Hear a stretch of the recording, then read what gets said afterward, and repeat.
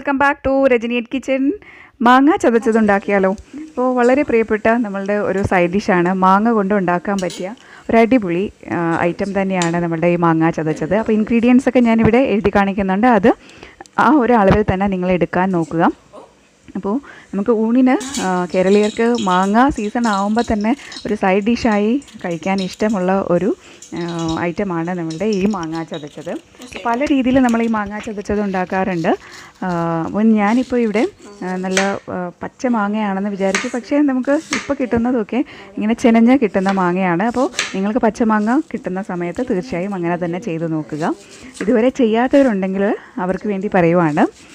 അപ്പോൾ ഇതിൽ വേണമെങ്കിൽ ഞാനിപ്പോൾ കാണിച്ച ഇൻഗ്രീഡിയൻസിനോടൊപ്പം 2-3 കറിവേപ്പില, കുറച്ച് തേങ്ങ, ഇതൊക്കെ അതിന് കൂടെ ചേർത്ത് കഴിഞ്ഞാൽ നല്ലൊരു മാങ്ങ ചമ്മന്തിയായി. ഇതിപ്പോൾ മാങ്ങ ചതച്ചതെന്ന് മാത്രമേ പറയാൻ പറ്റുള്ളൂ.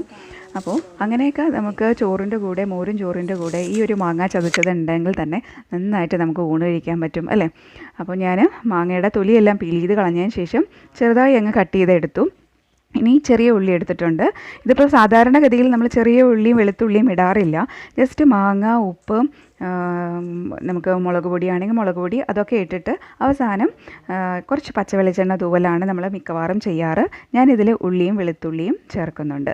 അപ്പോൾ അത് ചെറുതായിട്ട് തന്നെ ചേർക്കുക, അരിഞ്ഞ് ചേർക്കുക. കാരണം എന്താണെന്ന് വെച്ചാൽ ഇതിൽ ഉള്ളി വെളുത്തുള്ളിയും ചേർത്തിട്ടുണ്ടെന്ന് തീർത്തും അറിയാൻ പാടില്ല.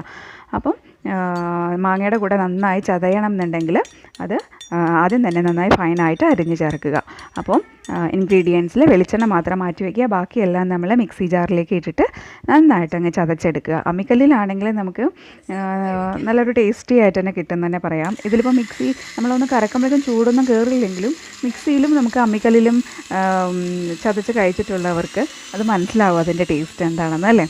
നല്ല പുളിയുള്ള മാങ്ങ നമ്മൾ അമ്മിക്കല്ലിൽ ചതച്ച് കഴിക്കുമ്പോൾ ഞാനിപ്പോൾ ഈ പരുവത്തിലാണ് ഞാൻ ചതച്ചെടുത്തിരിക്കുന്നത്. കുറച്ചൊക്കെ മാങ്ങ നമ്മൾക്ക് കടിക്കാനായിട്ട് കിട്ടും. ഓക്കെ, ഇനി നമുക്ക് ബൗളിലേക്ക് ആക്കാം.